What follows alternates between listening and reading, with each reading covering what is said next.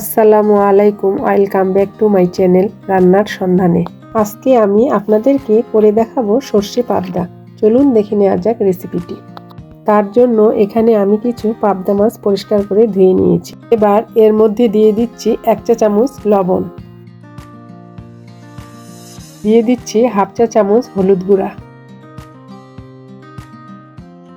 এবার হাত দিয়ে মাছগুলো লবণ হলুদের সঙ্গে ভালোভাবে মেখে নিতে হবে।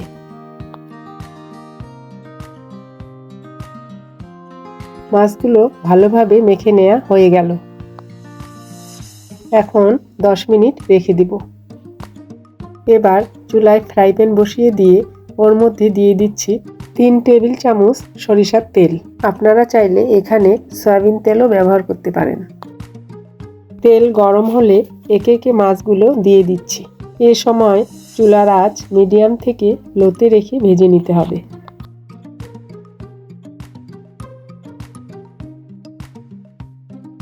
মাছগুলো একপাশে হয়ে গেছে, এখন উল্টিয়ে দিচ্ছি।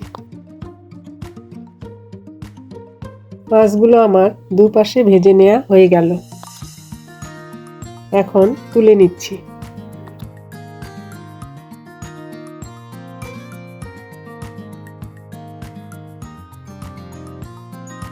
আমি বাকি মাছগুলো ভেজে নিচ্ছি।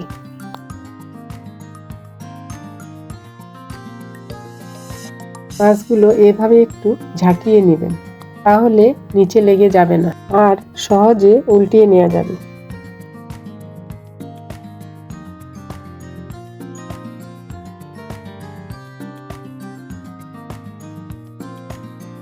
আমার সবগুলো মাছ ভেজে নেওয়া হয়ে গেল।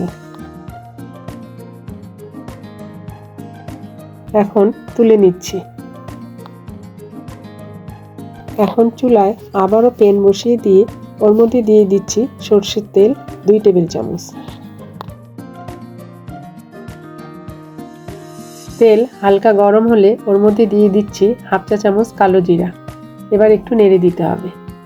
সময় চুলার আঁচ লোতে রাখতে হবে। দিয়ে দিচ্ছি হাফ টেবিল চামচ মিহি কুচি করা আদা। আদাটা একটু ভেজে নিতে হবে।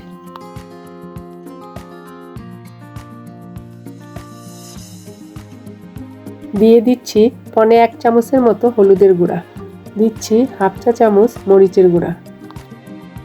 এখন সবগুলো ভালোভাবে নেড়েচেড়ে দিতে হবে। এখন দিয়ে দিচ্ছি 1/4 কাপ টমেটো পেস্ট। এবার টমেটো পেস্টটা একটু ভালোভাবে ভেজে নিতে হবে, টমেটোর কাঁচা গন্ধ যাওয়া পর্যন্ত।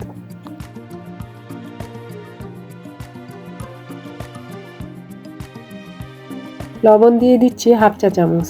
এবার একটু লবণটা মিশিয়ে নিতে হবে। এবার এখানে দিয়ে দিচ্ছি আগে থেকে বেটে রাখা সর্ষে। এখন এটাও ভালোভাবে নেড়েচেড়ে দিতে হবে। সর্ষে বেটে নেওয়ার সময় সামান্য একটু লবণ আর 2টি কাঁচামরিচ দিয়ে বেটে নিয়েছি। এখানে দিয়ে দিচ্ছি সর্ষের বাটি ধোয়া পানিটা। এখন 2 থেকে 3 মিনিট কষিয়ে নিব।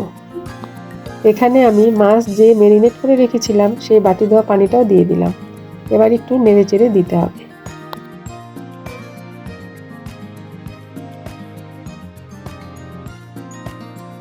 আমার মশলা কষিয়ে নেওয়া হয়ে গেল।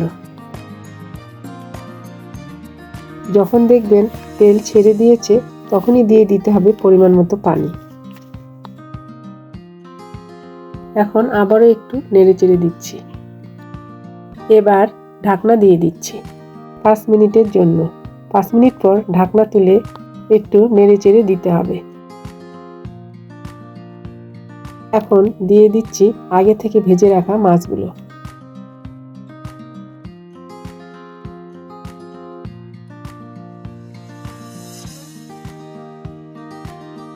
মাছ দেওয়ার পর আরও ফুটিয়ে নিতে হবে 4 থেকে 5 মিনিট। দিয়ে দিচ্ছি 3 থেকে 4টি কাঁচামরিচ আর দিয়ে দিচ্ছি ধনেপাতা কুচি।